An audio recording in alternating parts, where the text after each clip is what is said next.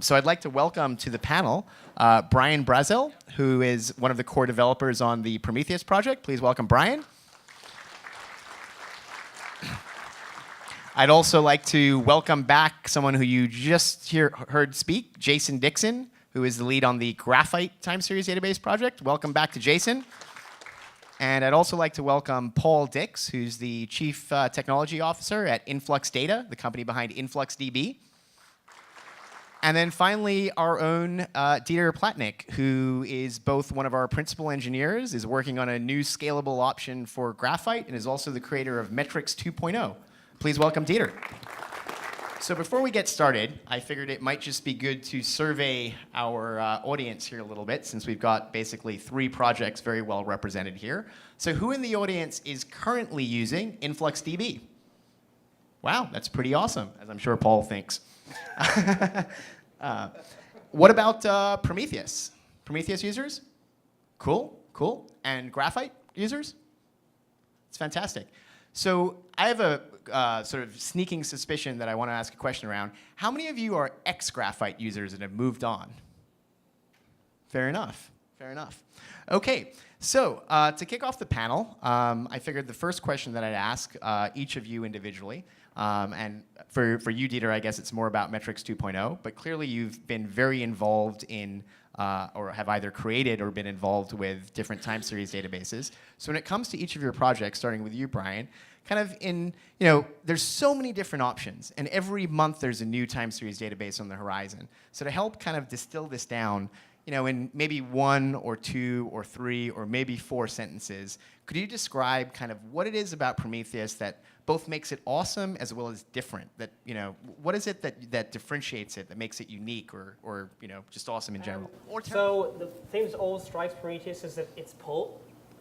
It doesn't matter. But more generally, it's highly efficient and it's optimized for reliability. And reliability is not the same thing as consistency or durability.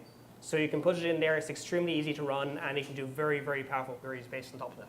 Awesome. And tell us a little bit about the history of the Prometheus project for those that don't know. How long has it been around, and what's its origin story? It's about 3 years old at this point. So basically some ex-Googlers do what ex-Googlers do and reinvented Google technologies. Because we're working at SoundCloud at the time, because their existing monitoring systems weren't working out too well. So based on a Google technology called Borgmon, they started to create Prometheus, started using it. And it's kind of like had 1.0 last year and saw it now it's going pretty well now. Awesome. And you were you're obviously a core developer, Brian. How did you first personally get into the whole Prometheus world? So I was walking into work and bumped into an ex-colleague who mentioned that some guy in SoundCloud was working on the thing I was going to create myself if I didn't exist already. Wow, awesome. So literally going and finding the guy that scratched the itch that you had. Yeah. Awesome, cool. So we just heard a little bit, moving on to Graphite now. We obviously heard quite a bit about Graphite. Jason, a little bit about the history. But as it stands today, maybe this has changed with the recent almost 1.0 release, or maybe it hasn't. But what is it that really makes Graphite unique compared to other time series databases? What's its strength or weakness that really differentiates it? Oh, I think it's just like Prometheus, but it's pull. Or sorry, push. No. Honestly, it's like my first exposure to it was, my first impression was how easy it was to get data in and data out of it, and the strength of the community. I mean, when it started out, you had stuff like sum and average and things like that, and the wealth, the huge library of functions available now, it's mind-blowing. And it's, I think what you're starting to see is you see the commoditization of time series engines or time series data storage. And I think Graphite is eventually going to evolve into something like that, where it's just focused on statistical stuff. But like for me, again, it's the power. It's like what you can do with it. It's how modular it is, that you can plug it in with all these different systems or different software projects in the community. I mean, Graphite was the first time series thing that I'm aware of that was talking JSON. And all of a sudden, it with JSON and D3 kind of came up at the same time, and you had this huge explosion of people consuming it, using it for their own custom projects. So that was pretty cool. Sure, yeah, that's cool. So Paul, you're obviously the CTO of Influx Data. Tell us, give us the high-level summary about what makes InfluxDB different, and tell us a little bit about what the origin story was behind the project. So the origin is basically I've had to implement a time series database on a couple of different times in my career, and I usually used web services on top of Scala web services on top of Cassandra. And I saw that other people had the same problems, and they were basically trying to reinvent the wheel. This was about 3 years and 3 months ago. So my coworker and I decided that we would start this project as built from the ground up, actually, as a time series database specifically. It evolved over time. I think now the key differentiators are a little bit different than it was when we first brought it out. One thing we tried to emphasize from the very beginning was usability for the developer. We wanted to make it very easy to install, very easy to get started, and we've kept that. But one of the other things I think that evolved over time now to where we are now is we have a storage engine that's custom built for time series. It supports a level of ingest and throughput that I think very few storage engines do. And it has a data model that is a little bit different than any other kind of time series database out there. You have a measurement name and a tag set just like you do in either Prometheus or OpenTSDB. But unlike those, you can have fields, many fields for a given timestamp. And those fields can be things other than just floating point values, right? They can be float 64s, int 64s, booleans, or strings. Sure. So. Oh, and there's one other thing. Go for it. From the very beginning, we designed it to be useful for irregular time series data as well as regular. So regular is like you sample once every 10 seconds, right? And the original graphite storage engine was designed around that. RRD is designed around that. But we wanted to have it be useful for event-driven data like trades in a stock market, quotes, exceptions being triggered, events which you can induce a regular time series from. Sure, that's cool. Now, Dieter, obviously, you're not, you're kind of the odd duck out because you're not, the maintainer or core developer of a time series database per se. That being said, you've obviously worked a lot on and off on Graphite, and you're also the creator of the Metrics 2.0 project and website. So real quick, how many of you guys in the audience have heard of metrics2.0.org or kind of checked it out? That's really awesome. You surprised? Yeah. You're always surprised at how many people know about this, right? No, but Metrics 2.0 is a really cool project. So I guess the question I have to kick things off with you, Dieter, is what was your impetus for creating Metrics 2.0? I mean, it's kind of funny to create another standard or an attempt at another standard in the absence of creating a database, right? So, tell us a little bit about your motivations for that and what you hope to achieve with Metrics 2.0. So I was basically trying to solve a problem that I had with Graphite, but I think the problem is pretty much the same with any time series database. I think a lot of the open source monitoring tools, as well as even commercial proprietary solutions, have a level of abstraction that is too low. I feel like as a user of a monitoring system, I have to know too many implementation details about monitoring, and it's way too easy to make a mess. So what I came up with is, okay, we have to standardize on terminology, we have to standardize somewhat on a data format. And the goal is, if you have this database of metrics with all this metadata, standardized metadata, you should be able to find the metric you want much quicker. Once you have a metrics in your interface, you should understand much better, okay, what are these metrics actually meaning? It should be easier to swap around monitoring agents, because if you swap collectd for snap or whatever, they use a different terminology, different metric keys and so on. I wanted to make it easy to swap things around and just create some kind of standardization. So it sounds like you were really trying to support better interoperability between sort of tooling in general in the metric space. Is that a fair statement? Yeah. Yeah, that's cool. And obviously, the feedback we've gotten at RainTank is sort of a lot of people find that project and it kind of helps them think about things in the right way. So I think that's really cool. But when it comes to Metrics 2.0, are there any examples, I mean, other than our own internal stuff, which we don't have to get into now, but are there any examples of other projects that have actually either taken some of these concepts or actually implemented it? I mean, there's not big open source projects that say, oh, we use Metrics 2.0 or anything like that. What I've seen so far is mostly just people who emailed me and said, oh, we do things inspired by it. So that's kind of it. It's Sure. Yeah, it's struggling a little bit, I think, in that regard, because I feel like a lot of what sets all these other time series databases apart is because they have a specific vision about how things should be named. And when you look at application platforms like Kubernetes or virtual machine platforms like Amazon, they have different terminology, different concepts. And maybe it's too ambitious to try to standardize everything, but I still think we should find a better compromise between perfect consistency and the absolute chaos that we have right now. Sure, sure. So going back to something that Paul said, I want to pose a question to Brian and Jason. But Paul mentioned that one of the differentiators of InfluxDB was it was suitable not only for regular time series, but kind of irregular events that weren't happening at the same frequency. I think that opens up a lot of sort of different use cases in the normal DevOps use case. Now I'm curious, starting with you, Brian, when it comes to Prometheus, in Prometheus world, are most Prometheus users using it to do DevOps stuff and run their servers and applications, or do you see other use cases in Prometheus land currently? So the vast majority is people doing standard monitoring of machines, of applications, of network equipment, and so on. There are people doing weird stuff with it as well, but it's a pretty small group. Like, we do have the odd person who's trying to basically implement Google Analytics inside Prometheus, and we politely explain how that will not work at all. I think one of the oldest ones, someone wanted to put human health data into Prometheus, and we had to point them to Postgres. We've got a few other odd ones, but by and large, it's just normal monitoring of that sort of thing. Prometheus, the trade-offs we make are the trade-offs you make for an operational monitoring system, not the ones you make for something that's literally a matter of life and death, or something that's going to be based on billing or auditing. Sure. And while we're on you, Brian, I have to ask, because it's been a burning question in my mind, and I'm curious if the audience kind of feels the same way, but how many of you guys considered Prometheus, but were basically turned off by its pull requirements, and that prevented you from giving it a fair shot or a rail spin? Any of you, or was that all right, not as many as I thought. But I'm curious, Brian. I mean, I know this is feedback you and the Prometheus project get a lot. What is your current opinion to this? Is it just sort of that's the way it is, and that's the Prometheus way? And yeah. So even there, a few months ago, we started a document on ourselves, just discussing like what would it take to do push, which doesn't make sense.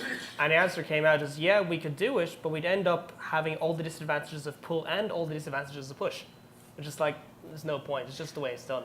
But wasn't Prometheus, like you said, originally modeled off the Google monitoring engine, right? Mm-hmm. But isn't Google's new monitoring engine now using push instead of pull? That's a bit more nuanced. As far as I'm aware, and I've verified as much as I can, Monarch remains a pull system in the classical sense.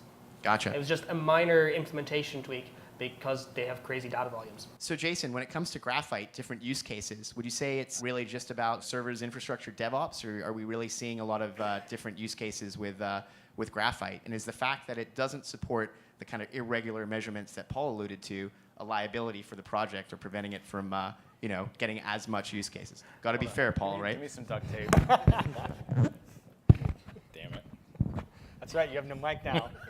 I'll just I take have the no stage power from over you now. So can you hear me? Is that okay? Okay. So yes, you can store regular data. Okay, I'm not going to defend Graphite's bolt-on implementation of event data. It's there. It works fine for most people. What I will say, and with all due respect to what you guys are doing, because like the 1.x stuff is really good. You guys have come a long way. Is that I'm a firm believer that data storage engines are custom tailored for a specific task. And I think that time series data should be stored in time series data engines, and I think that analytical data with high cardinality should be stored in systems designed specifically for that. What I love about Grafana, So I'm just going to panel it up here and challenge you on that Yeah, one. why don't you respond to that? Let me finish. One of the things I love about Grafana is it allows us to, it gives us a nice abstraction layer to bring in from these disparate data sources. So we can bring it from Elasticsearch, or we can bring it from whatever, Graphite, Prometheus, even within the same graph now. Like, that's really powerful. You don't have to optimize the back-end engine. Or I shouldn't say optimize. You shouldn't have to make those compromises to support different types of data. So the challenge I would present to you about time series versus high cardinality analytical data is that, I would like to say that we invented the idea of the storage engine that we have now ourselves. We were inspired heavily by other things, but I would say that columnar data stores historically have been very, very useful, like Vertica, are very, very useful for time series data as well as high cardinality analytical data. The only thing is, like, nobody wants to write HP a big fat check to store all their DevOps data in Vertica. So I should just mention here that we will be publishing an HP Vertica plugin for Grafana Yeah. next week. So if anyone wants to write a big check to HP, you can go do that. But you should maybe consider Influx or Prometheus or Graphite instead. So speaking of proprietary versus open source, I guess, Paul, you're obviously CTO of a company that's raised a lot of money specifically to do time series, do it commercially. What's your view? Is most of your competition coming from other open source options, or are you seeing some real play from proprietary offerings also? I would say we're seeing it on both sides, right? Elastic at this point is trying to go into time series data. I have an interesting backstory that I can tell you, but not in front here. So we see some open source options, like we also see Druid quite a bit in some of the deals that we're doing. But the thing is, like, by and large, when we're talking to customers or potential customers, most of them are actually only considering open source options. They come to us because they use the open source single server and they like the functionality, and then they go from there. Sure. I actually noticed the Circonus is here sponsoring, and they launched their closed source time series database, IronDB. So it's definitely, there are more and more people playing in the space. And like I said, Vertica, you can use Vertica as a time series and analytical data store. That's actually what it's for. Wasn't there already an IronDB? Or was that Iron.io? That's Iron.io. Yeah, okay. It's irondb.io. Naming is I think hard. they may have. Naming is very hard, as given our previous example. So that's an interesting answer, Paul. So on the commercial side, obviously, Jason, Graphite doesn't really have a commercial backer. Rain Tank's kind of tried to do some things with it, but it's I guess that adoption's really wide, but there's no sort of commercial angle on Graphite. There's hosted Graphite, which I think Charlie's here at GrafanaCon, where you can spin up a hosted metrics offering, and obviously I was going to say, are they a sponsor? No, they're Okay, not. no, they're not here. No. But and we're going to be making some announcements around that. And then lastly, Brian, on the Prometheus side, I hear CoreOS and Weave are getting pretty involved in the project, but now it's split out from SoundCloud and is part of the Cloud Native Compute Foundation, right? Yeah. So it's both more commercial and non-commercial at the same time. Yeah, so the project itself is not commercial, it's open source. We try to make sure it's not controlled by any one company. But see, like CoreOS, they hired Fabian, who's one of the other core developers. They've also hired one other person to work for him. I think they're looking for another 2 or 3. And then you also see like Weave is working with Cortex. My own company is just consulting and support, and we've still got one core developer sitting in SoundCloud. There's other companies as well who are looking at Prometheus and how they can put it into their product offerings, like that's what GitLab's doing. So the project itself remains open source and unentangled, but lots of companies are integrating it into their products, as well as companies just deploying themselves. So lots of commercial interest, but no entanglement, kind of. How do you find that? Is your question, how do I find all kinds of arbitrary data that other organizations publish about? I don't understand. You mean if you don't already have that data in a time series database, or? Discoverability of metrics of what they are, I guess, right? Yeah, I would say partially, because if you have the data and you implement Metrics 2.0, then what Metrics 2.0 can give you is that people can know, if I search for this tag, then that's what I'm going to get. Like, they don't have to go figure out how is this metric named, who created this metric, like what kind of terminology was this person using when they created the data set. Metrics 2.0 is all about unifying a standardized data set, so it's much quicker to find the data you need. So I think, speaking from an implementer standpoint, I think if you want to do discoverability, you end up actually having to implement 2 databases in one, which is actually what we're doing right now. You have the time series data store, which is just the raw values in sequence so that you can quickly do aggregates and statistical analysis on it. But then for the discovery, you essentially need to have something like an inverted index, which usually you associate that with document search, but in this case, it's more like metrics search or whatever. Yeah. That's also how I've approached it. Yeah.